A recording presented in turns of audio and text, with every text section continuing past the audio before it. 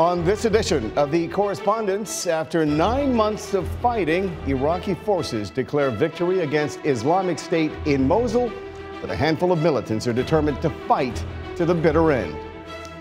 The son of the U.S. President, Donald Trump Jr., is embroiled in controversy following revelations that he and senior campaign officials met with a Russian lawyer last year.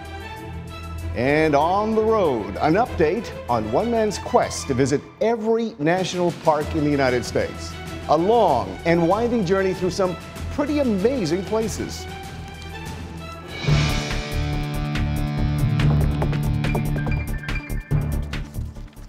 And welcome to the Correspondents on Voice of America. I'm Mil Arcega in Washington.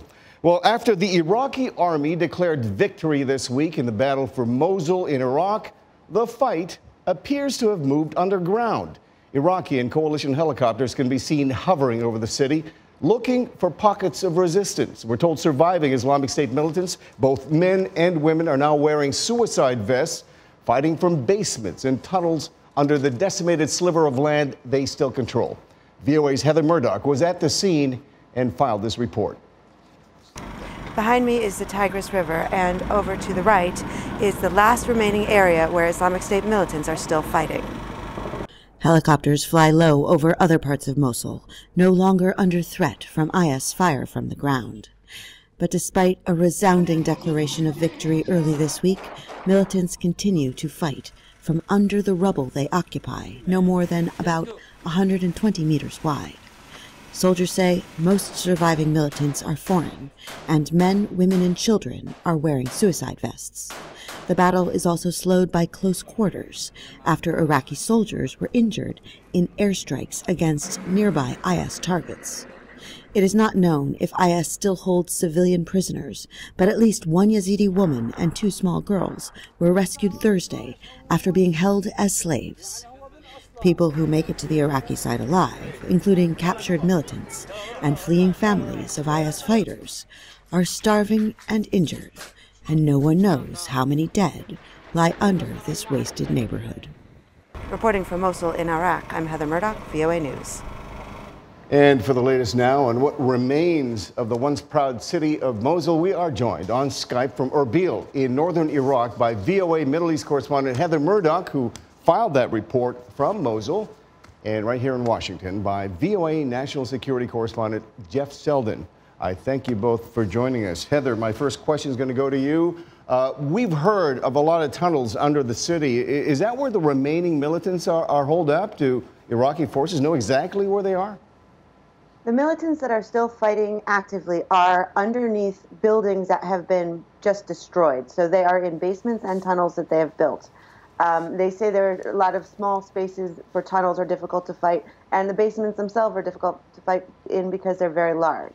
However, there's also militants known as sleeper cell militants that are believed to be around all throughout Mosul, and they do not know where those people are. Jeff, do we have any idea whatsoever of how many fighters are left in the resistance? It's hard for Pentagon officials and other U.S. intelligence officials to put a good number on it. The number we hear most often right now is that there are about maybe 200 to 300, they think, ISIS fighters still inside the city of Mosul. And then they say, in terms of Iraq overall, they say a couple of thousand, they think, although analysts will suggest higher numbers. It's hard to get a grip on it, especially because, as Heather was pointing out, there are sleeper cells. And this is something that we've heard consistently from Iraqi officials and U.S. officials, that every time Islamic State abandons a city or loses a city, that they leave sleeper cells behind. And what they're really concerned about is not just the veteran fighters who are likely to be captured or fight to the death, but some of the younger teenagers who were perhaps 10 and 11 when ISIS took over those places and now have been brainwashed, are fully buying into the ideology, but are there, they're experienced and willing to bide their time to cause havoc. Given the numbers that we're talking about here, did Iraqi forces declare victory prematurely? If you listen to the Iraqi officials or if you listen to the U.S. officials, they would say no. They took the city of Mosul, but that's different than controlling and back clearing the entire city. And that's what they're doing right now. And initially, the Operation Inherent Resolve, the coalition, said it was going to take at least weeks to clear the city just of the mines and the IEDs. Iraqi officials at the Pentagon earlier this week were saying everything, and they meant everything was booby-trapped. And so it's going to take a while. And Heather, I've seen some of the video that you've been sending us. Western Mosul is a scene of utter destruction right now. Does anyone actually still live in some of the areas that we've seen in your video? In recent videos over the past few weeks in Old Mosul, we met one person that lives there, a man in his late 90s who can't walk. And the Iraqi army is taking care of him. Before the Iraqi army took care of him, ISIS militants actually took care of him. Other than that, no. And the thing you don't see in the video is the amount of bodies. Every building, almost every building I've been into, which isn't that many because, as he was saying, that there's mines all over the place. You can't just walk into a building. Has a dead body in it, and the smell of bodies is everywhere. So I don't think anyone's going to move back in there. It's going to be a long, long time, not just rebuilding the city. And just looking at all that destruction. You know, Western Mosul, or I should say the city of Mosul, used to be a city of 1.5 million people. You say in your reports that about 900,000 were displaced. Where did they all go? And will most of them come back? What are your thoughts on that? There are refugee camps surrounding Mosul in the desert. People will not stay in those refugee camps indefinitely unless they have no choice because they're very, very difficult living conditions. A lot of people, anyone who can, has moved in with friends or relatives. A lot of people, especially Christians and Shia Muslims, have told me that they have no plans to go back. They don't believe that they will ever be safe in the place that they were forced to leave a couple of years ago. But other people are really trying hard to get home.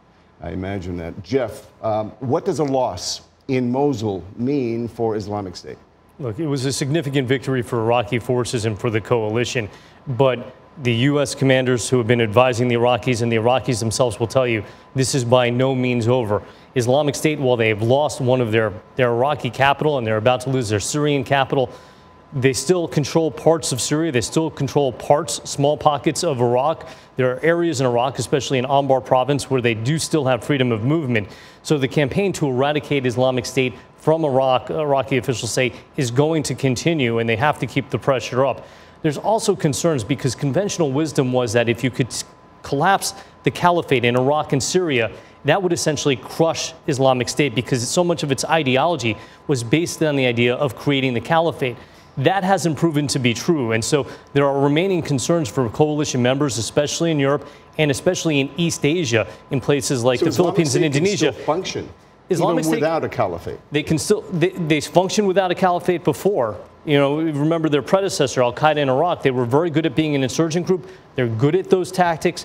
The Iraqi and U.S. militaries were somewhat surprised about how much they fought in these battles like a conventional military. They're good at fighting the other way, and their ideology, their brand, hasn't been that much diminished despite the losses. Heather, I'm running out of time, but in the 15 seconds, what is next for the city of Mosul and its residents? What happens next there? Next thing is rebuilding. And in East Mosul, they're already starting, and the military has said that their first thing that they want to do after they secure all the areas is rebuild the city physically.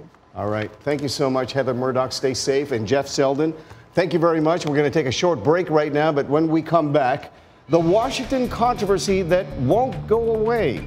And yes, it involves Moscow and the White House. That's next. This is The Correspondents on Voice of America.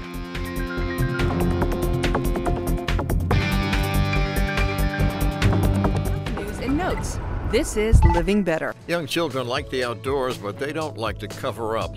More than half a person's lifetime ultraviolet light exposure occurs during childhood, so sunscreen protection is important for kids. How to do it?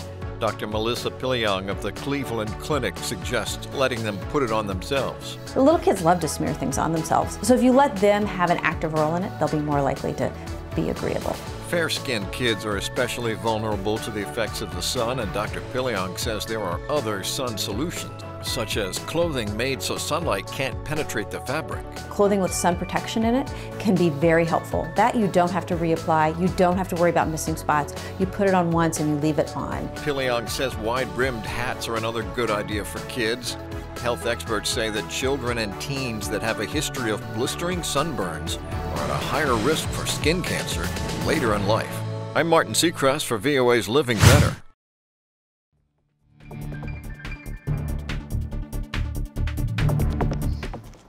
And welcome back to the Correspondents on Voice of America. I'm Mil Arcega in Washington. U.S. President Donald Trump defended his outreach to Russia this week in an interview with the Christian Broadcasting Network. He also defended his son, Donald Jr., after the release of emails this week that revealed a questionable meeting last year between Trump campaign officials and a Russian lawyer. Now, according to the emails, Trump Jr. believed the Russian lawyer had some damaging information on Hillary Clinton. VOA national correspondent Jim Malone has our report. This has held. In an interview with conservative Christian broadcaster Pat Robertson, President Trump said he gets along very well with Russian President Vladimir Putin. But I do believe it's important to have a dialogue. And if you don't have a dialogue, it's a lot of problems for our country and for their country. I think we need dialogue. Trump also used Twitter to defend his son, Donald Jr., after the release of emails that detailed a meeting during last year's presidential campaign with a Russian lawyer offering damaging information about Hillary Clinton. Trump once again slammed the Russia investigation as a witch hunt, but the president's nominee to head the FBI, Christopher Wray, disagreed with that description at his Senate confirmation hearing. That's correct, Senator. My loyalty is to the Constitution, to the rule of law, and to the mission of the FBI. And no one asked me for any kind of loyalty oath at any point during this process, and I sure as heck didn't offer one. The revelations in Donald Trump Jr.'s emails have put the Trump White House on the defensive. On VOA's Encounter program, analyst John Fortier says public concern over the Russia probe is taking a toll on the president's approval rating. When he fired Jim Comey, he went down, and he's sitting at about 40% now. Those are things that are not helping the president and not likely to go away right away. And joining us now to discuss the White House controversy that won't go away, I'm joined in our studio by VOA White House correspondent Pete Heinlein, along with VOA senior national correspondent Jim Malone, whose report you just heard. Jim, let's talk about this Russia probe. It's dominated political discussion now for months. What's different this time? Oh, this takes it to another level. Does it? Mel. Yes. I've noticed in recent days some conservative columnists now saying that the email chain that's been put out there, in their minds, is evidence of collusion. Now, this is a debatable point, we should point out. The Trump White House is really pushing back hard on that. But the point is, this is the first information we have that there was some sort of at least an attempt by the Trump campaign to glean some damaging information from someone, a Russian lawyer, who at least initially was purported to be connected to the Russian government. So this takes it to a new level. And the problem, I think, for the White House is it creates a lot more questions, and this is going to go on again indefinitely with more investigations and questions. But to the president's defense, in spite of what we're hearing about the possible collusion here, it is debatable. In fact, the president says this meeting between his son and the Russian lawyer is pretty much standard practice. That's right. Is it? Well, he says zero happened. There wasn't a government lawyer that he met with. Anybody would have done it, is what I'm hearing. Yes, but of course, something like this does raise a lot of questions. It's highly unusual, let's face it. I'm wondering, Jim, have the legal experts weighed in? I mean, did Donald Trump Jr. actually cross any legal boundaries here? It's, again, a debatable point. One of the issues that came up is this a possible violation of federal campaign finance laws, which is a crime to solicit or take information from a foreign power, for example. As I say, there's a lot more here that needs to come out. One of the latest revelations coming from NBC News, for example, is that there was another figure in that meeting that Donald Trump Jr. has not revealed previously. And let me get to the main point, I think, of this. Okay. For months, the president and his campaign and his advisors have said there was never any contact with anyone. Right. The problem with the Trump Jr. emails is it undermines a major point of defense. And the question is, what else don't we know, and what else aren't they perhaps forthcoming about? And that's why it seems to matter right now. But Pete, the president, obviously putting on a brave face to this. He tweeted this week that the White House is functioning perfectly. Is it really? I mean, what's the mood like in the White House? You're there almost every day. Yes, and I would say that there's a mood of foreboding. There is a feeling that there are shoes about to drop. They want to know who are the leakers. Nobody trusts each other. Where is this information coming from? It's almost a paranoia that exists there. People who have been friendly in the past are suddenly tense, snapping at. So it's kind of a palpable tension that's surrounding the White House these days. I would say so. While they're trying to put on a brave face, it's this lack of trusting each other that takes its toll. It gnaws on everybody. And yet, Jim, Fortier, your analyst, essentially says the president's approval rating sits at about 40%. It really hasn't changed all that much over the last month or so. I mean, does that suggest there have been some dips? A lot of polls show it going into the mid-30s, for example, and then when it's quieter, he sort of pops back up toward 40%. We know that the president's hardcore followers are generally sticking with him. The people to keep an eye on are the people in Congress, the Republicans. Most of them are not coming to his defense so much as they're being quiet. And there have been a few critics and a few people like Lindsey Graham saying in the wake of the Trump Jr. emails that this is a problem that we need to address. But most of them want to focus on their agenda, which is supposed to be the president's agenda on things like health care and tax reform. And Pete, to Jim Malone's point, does this steady drip hurt the president's legislative agenda? It's damaging it, no question about it. He wants to talk about health care. He wants to get that thing passed. He wants to move on to tax reform. And everything is just tied up. We're talking about Senate Intelligence Committee hearings and all kinds of people testifying in one thing or another. Jim? But this is the lack of discipline that we see because, yes, he wants those things. And then he's tweeting out about defending his son, talking about that. I am stunned by the fact that his son and the president and others are openly talking about the Russia contacts. This is all under investigation. And we went through a Watergate period where people basically shut up about what was going on because they knew they were eventually going to have to testify. And how in some ways reckless this could be and could hurt them down the road, I'm kind of stunned by it. On the other hand, they see that as being open. That's their strategy. They've decided that the way to do this is to just treat it as if it's normal, and we'll get through this. We'll power through it. Whatever the strategy is, I'm sure the president must be disappointed that after G20, all of this again is back to overshadow whatever. That's right. He had some good days, as Jim said, and now it's back to the drip, drip. And I'm going to have you gentlemen back on again because this story is not going to go away. Thank you so much, Jim Malone and Pete Heinlein. We're going to take another quick break right now. But when we come back, a one-year update on the journey of a lifetime, one man's quest to visit every single national park in these United States. A long and winding road indeed. But first, a reminder, we want to hear from you. Share your thoughts, questions, and comments on our Facebook page. The address is VOA The Correspondents. We'll be right back.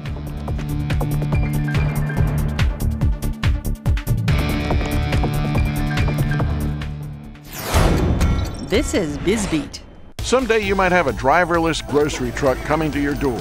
The Oxbotica Cargo Pod, a driverless vehicle developed in partnership with online grocery giant Ocado, is loaded with storage bins and Selenium software to navigate around the city to bring you your groceries. Oxbotica Chief Executive Graham Smith says the company is still running trials in Greenwich, London. So the trial is about learning about how these vehicles will fit in the environment as much as it's about the technology. The driverless pod is battery operated and has 8 bins. You walk out, you push a button, open the bin, and get your goods. David Sharp is the head of Ocado Technology. People typically order around 50 items, and so that means that the customer gets a big delivery, which makes it profitable for the retailer. But Sharp says to make those small deliveries profitable, that's where the driverless vehicle comes in. For VOA's BizBeat, I'm Philip Alexio.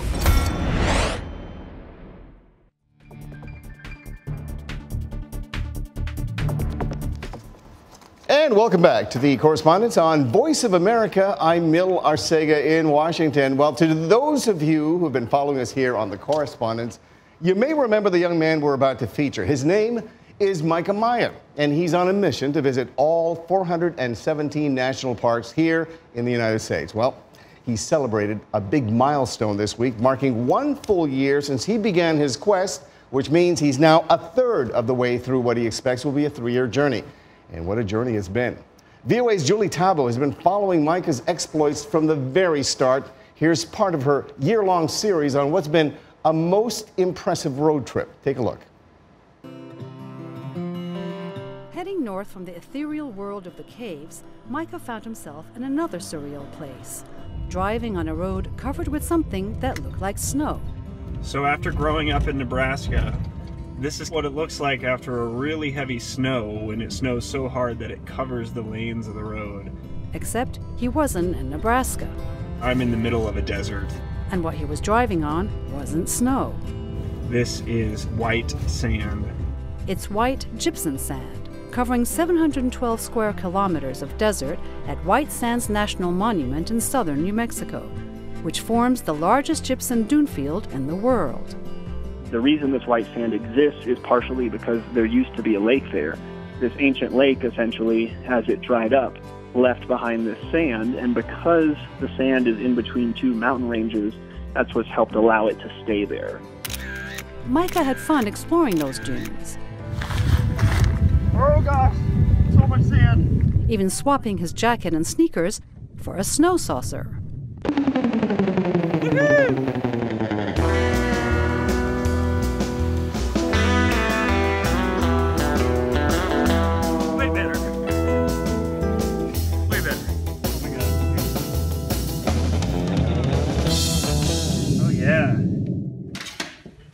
White Sands was a really big place for me because it was my 139th park site, which marked exactly 1/3 of the way through this journey.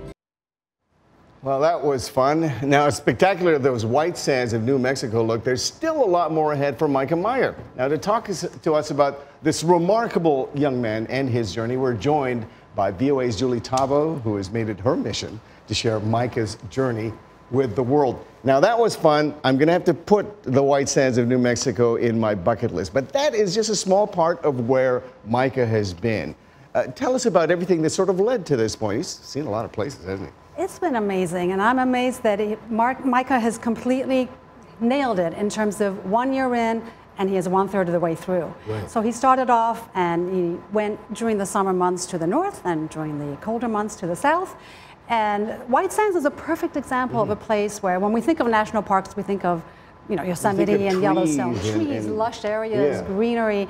And what Mikah's proved over and over again with these stories is that it isn't just about parks. We have 59 amazing parks, but in between, everything from the depths of the oceans in the American Caribbean to high peaks in Texas with the Chisos and the Guadalupe Mountains. They're all picture perfect, yes. They're all picture postcard perfect places that he's been to. But it really has sort of run the gamut from presidential homes to Native American sacred sites to battlefields and just everything in between. But Julia, a journey like this requires commitment. He still have 2 years to go to actually accomplish his goal. The question is, why do it? Well, for Mikah, this was a very personal journey. What motivated him was mainly because his father, who he lost when he was only 19 years old, was a huge lover of the outdoors, and the two of them used to go on many adventures together. And there's a looking at a picture of his father. Yes, and his father instilled in him this, love of travel and adventure. And so he started off on Father's Day last year as a tribute to his dad, and wanted to be able to do this at age 30, so that he, if he, God forbid, was cut short in life, had at least put that on his bucket list. It was also last year the centennial of the National Park Service, and so there was his tribute to the national parks too, to raise awareness among the LGBT community, among millennials, just for everyone, to see, look, this is our, literally our backyard, and we have so many wonderful treasures. This is his way of getting that message across. But it's not been an easy road, I can imagine. I mean, anything can happen on a long journey such as this, right? Anything from car breakdowns to whatever, you know. We all take little trips in our cars and vans across maybe sometimes a country or to another state, and we know the challenges with, you know, cars breaking down and things like that. So if you can imagine, you know, Mikah's on, you know, driving and living out of this big white cargo van, which is this home away from home. So just within that is the challenges of being on the road, right? And the many things that he might encounter with roadblocks and, you know, falling trees and things like that. But as an example, everything within this van is self-contained. So he has a solar power system that keeps everything going. The refrigerator, the air conditioning, broke down in the middle of the desert in Texas. And he said if it hadn't been for his Facebook followers, where he put out this alert saying, I've broken down in the middle of the desert with this. I was going to ask you about that because, I mean, this can't be cheap. Launching a road trip like this, how is he paying for this? Well, initially he worked 2 jobs, sometimes 3 jobs for over a period of years to save up for this. But yes, I mean, he is, you know, working very hard to sometimes sing in churches on Sundays. They pass the collection plate or have a little donation box where people will literally, he sings for his supper. So he's a professional singer and he will sing to raise funds. I hear he's a really good singer too. He's an amazing singer, and he is part of a professional choir. Of course, people can watch a little bit of how he sings on your stories on VOA News webpage. Absolutely. But I got to ask you about you, Julie. I mean, you're very dedicated to this story. You've been covering this for more than a year. Why are you so fascinated by this young man's exploits? Well, we started off wanting to do some stories about the National Park Service because of their 100th anniversary, which was a milestone. And then we heard about Mikah and this amazing, epic journey that will shatter world records in terms of being the youngest if he does fulfill it. And so when we heard that he was doing this, we said we have to collaborate with him. So VOA has been with him every step of the way as a collaboration during this 1/3 of the way and hopefully all the way through. So how can people, our audience, keep up with Mikah Meyer? Well, he has a website where he has, you know, Travel Beyond Convention. So it's tbcmicah.com, where visitors and you know, people going to his website can, you know, learn about his blogs, his photos, his videos that he's posting. He's also on Facebook? He's on Facebook and Instagram. So he, on all social media, he has a presence, and of course our own VOA website. We have a page dedicated to him, and anytime you Google Mikah Meyer and the VOA News website, also all our stories will come up. We've done about 50 altogether on the National Park Service, and the vast majority of those have been Mikah based. And Mikah has been super helpful as well. I mean, I met him last year, and he sent emails of thanks, and he's been like, you know what I really like about Mikah Meyer is his enthusiasm and his intelligence. He has such a passion, and I think it's, you know, again, multi-purposed passion that he has for the parks, for this tribute to his dad, for just getting the message out to his fellow peers about this amazing country that we have and all the amazing places that we have. And it really has been, he's disciplined. The fact that he's gone 1/3 of the way through and he's already a year in shows his discipline. He's very fit to go up these mountains. He makes it look effortless, but if you and I were to try, we'd be panting. I'm actually jealous of all the places he's been. But we're out of time. Thank you so much, Julie Taboh. And Mikah, you're probably not going to see this episode until you actually find a good Wi-Fi spot. But great stuff. You should know that we here at VOA are very proud of what you're doing and what you're trying to accomplish. But that's all the time we have. But please join us again next week. Now, in the meantime, be sure to check us out on voanews.com. We're also on Facebook and YouTube. I'm Mil Arcega, wishing you all happy travels this summer. Thanks for watching. And we'll leave you now with a special message from Mikah Meyer to all of you watching. For now, so long from Washington. Hi, Voice of America. It's Mikah Meyer on Hurricane Ridge in Olympic National Park. 2 years ago, I stood in this exact same place and filmed the promo video for what would become my 3-year world record road trip to all 417 U.S. national parks. You've been along on this journey now with me for the past year, and we've gone to 188 sites together. I look forward to the next 2 years, to reaching 417 parks with you, and hope that you one day will have a chance to come to America and experience the majesty and splendor of these United States.